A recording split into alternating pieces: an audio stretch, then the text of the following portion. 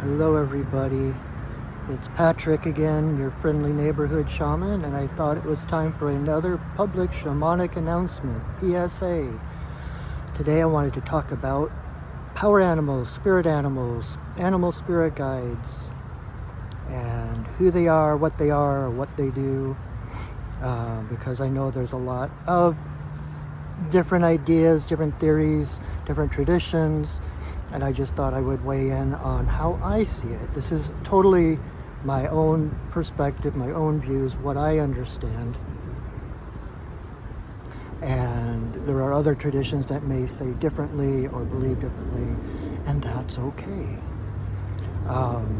So, in my way of seeing the world, in my perspective, there are three kinds of animal guides. Number one, you've got your totem animals. Number two, you have your power animals. Number three, you have what I kind of call the Harbinger animals. Totem animals are the animals that are with you from birth until death. It's like the clan you're born into, like you're going to be in part of the wolf clan, the bear tribe, the otter family, whatever you want to call it. But those animals are with you since birth, and they are with you until you die. It is actually more, not so much that they are with you, but that they are you. It is a part of your identity, who you are. The word totem comes from, I believe it's a Cherokee word that means kin. Literally, your totem animals are your kin. They are your family. They are your relations. Everything is our relations, of course.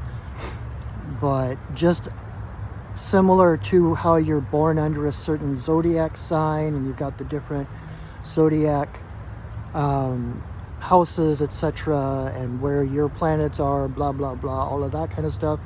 I am not an astrologer, but totem animals tend to be the same kind of thing. They are more about who you are, how you reflect in the world, how you express in the world. And you can have anywhere from 1 to, I don't know how many. I'm not going to put a limit on it.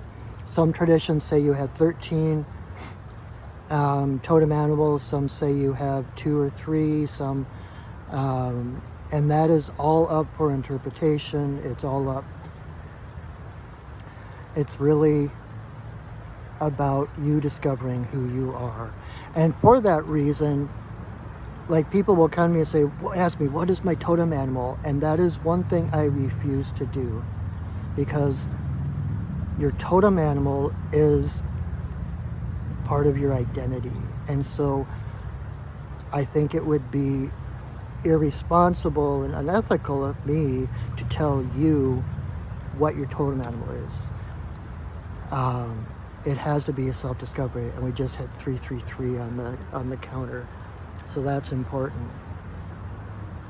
However, I will help people find their totem animals. I can help people do a shamanic journey, guided meditation, to connect with their totem animal, so that it's a first-hand knowledge, a first-hand experience. I want someone's totem animal, the knowledge of their totem animal would be first-hand, not hearsay. I don't want someone to go, oh yeah, my totem is the polar bear, because that one guy told me that. I don't want to come between you and your totems. They're who you are, and for that reason I will help you find them. I will help you connect with them, but I will not tell you who they are. I might hint at it, or there might be strong, indicators, especially like when I do my medicine card readings, which deals with the animal spirit guides and such. But I will never tell you, this is your totem animal. That's for you to know. And we just hit 444 on the counter. So that's interesting. Anyway, so the totem animal is more about who you are. The second kind of animal spirit guide is what in shamanism we call your power animals. Those are the animal spirit guides that come in and work with you. It's kind of like that saying about friends, how they're there for a reason, a season, or a lifetime. Your power animals come in for specific purposes.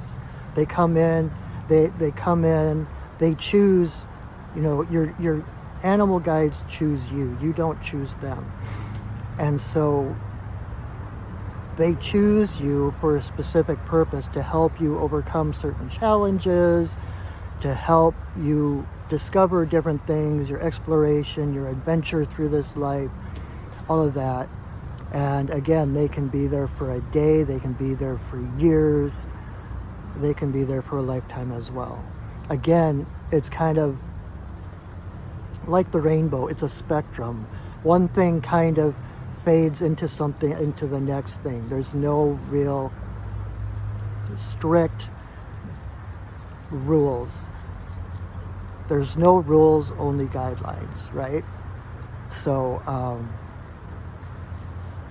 your power animals, what they actually do, the reason we call them power animals is because their job is to plug into creative source energy. If we were to plug in as we are here in our physical bodies, we would just vaporize, right? It would overload all our circuits. So the power animals plug into source energy, and then they step the energy, the frequency down to a level that we can handle, and they plug into us. So they literally are opening up a new channel for us to connect to Creator. And as we grow, they open that channel further and further so that we can continue to increase our self-empowerment, increase our connection to creative source, to Creator, to Goddess, whatever you want to call source. And depending on which animals come in, each animal again has its own, I don't want to say agenda, but they have their own purposes, their own focus. I'll put it that way. They have their own focus, and that's why they are the ones that come to help you with specific things. And then we have what I call the Harbingers, which is like if you're just walking down the street one day and an eagle flies over, like, whoa, okay. That is not necessarily a totem or a power animal, but that is the universe speaking to you. That is Mother Earth speaking to you, sending her harbinger, sending her messenger to you for a specific message in that moment. And so, again, there's crossover between all of those categories. But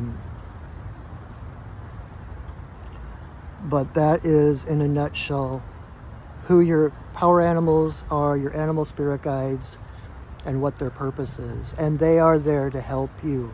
They are there. They are focused on you. People are like, well, I don't want to bother them. Oh, I've got this challenge, but I don't want to bug my guides.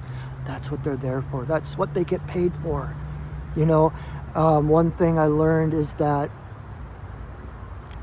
our spirit guides, our power animals, it's not that they are perfect and they're all-knowing and omnipotent and all of that.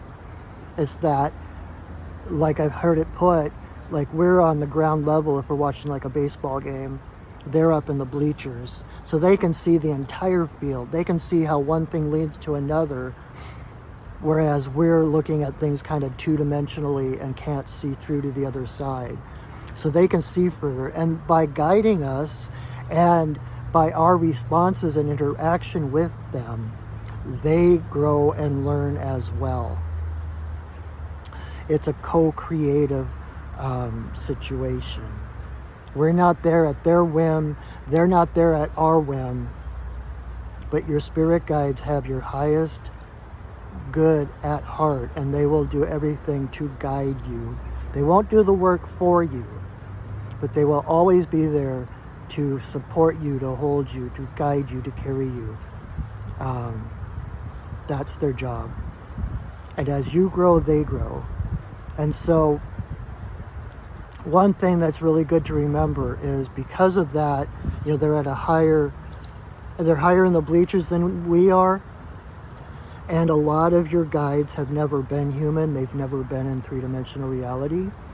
So when you do connect to your guides and you're asking them for guidance, asking them for help, make sure you are asking with open-ended questions like, what is my next step? What would be the highest good for me to do right now? Rather than, should I do this or should I do that? Don't ask your guides yes or no questions, because they haven't been human.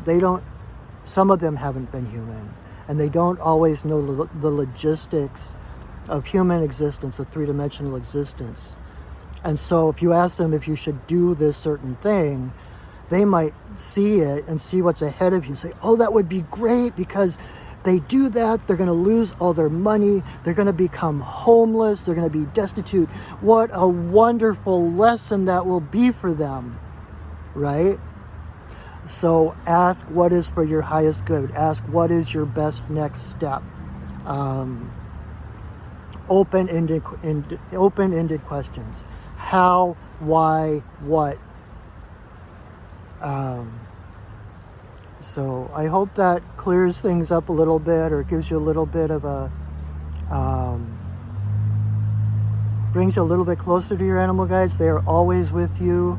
And if you want help discovering who your totem animal is or who your power animals are, what their messages are, please contact me. Again, through my website, perchingwolfstudios.net. I would be more than happy to help. That's what I'm here for. That's what they're here for. So it's an adventure. It's all about the process. It's all about the journey. It's a beautiful world. We are connected to everything. We are part of everything, and they are all part of us. So thank you for listening, and I will talk to you soon. I love you, I see you, and I honor you. Go shining, everyone. Bye-bye.